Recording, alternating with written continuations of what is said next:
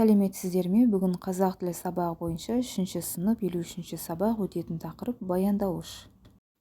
Берілген мәтінді оқып, мәтін бойынша тапсырмалар орындайтын боламыз. Бұл мәтінде киіз үйдің қандай жерге тігілетіндігі, сонымен қатар қандай бөліктерін қолдана отырып киіз үй тігілетіндігі туралы айтылады, және де қарамен жазылған жазуларды біз сөйлем мүшесіне талдайтын боламыз. Олай болса, бірінші тапсырманы орындайық. Бірінші тапсырмамыз мәтін мазмұны бойынша бір-біріңе сұрақ қой дейді. Яғни мәтін мазмұны бойынша бірінші сұрақ: киіз үй қандай жерге құрылады? Екінші: киіз үйдің есігі қашан орнатылады? Үшінші сұрақ: киіз үйдің бөліктерін ата. Екінші орындайтын тапсырмамыз: мәтіннен өзің бұрын естімеген жаңа сөздерді тап. Бұл жердегі бізде жаңа сөздер басқұр және бақан. Енді осы екі сөзге біз түсініктеме беру керекпіз.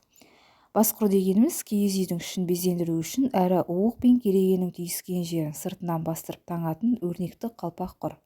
Бақан: киіз үй тіккенде шаңырақ көтеруге, үзіктер мен түндікті көтеріп жабуға пайдаланылатын ұзындау келген ағаш.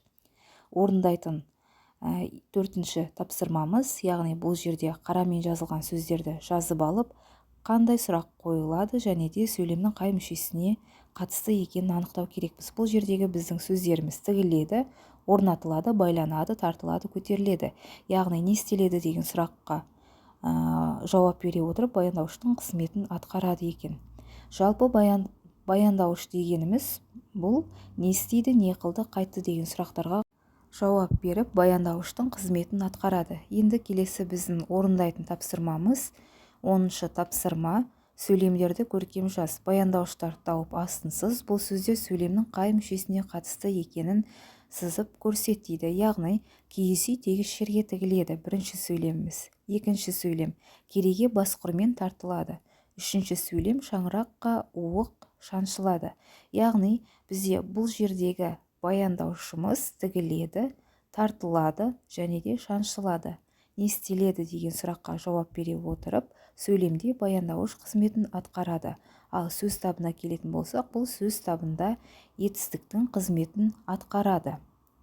Яғни бізде бұл жерде тігіледі баяндауыш, сөйлемдегі бастаушымыз киіз болып табылады. Екінші сөйлемдегі баяндаушымыз тартылады, бастаушымыз кереге. Шаншылады, не істеледі? Баяндауыш шаңыраққа. Бұл жерде бізде бастауыш қызметін атқарып тұр, шаңырақ деген сөзіміз. Енді келесі орындайтын біздің 11-ші тапсырмамыз: бұл жерде берілген сөздерге қатысты қимылды білдіретін сөздерді тауып айту қажет. Яғни бізде екі сөз берілген. Бірінші сөзіміз оқушы, екінші сөзіміз су. Яғни осы екі сөзге байланысты қимылды білдіретін сөздерді біз айту керекпіз.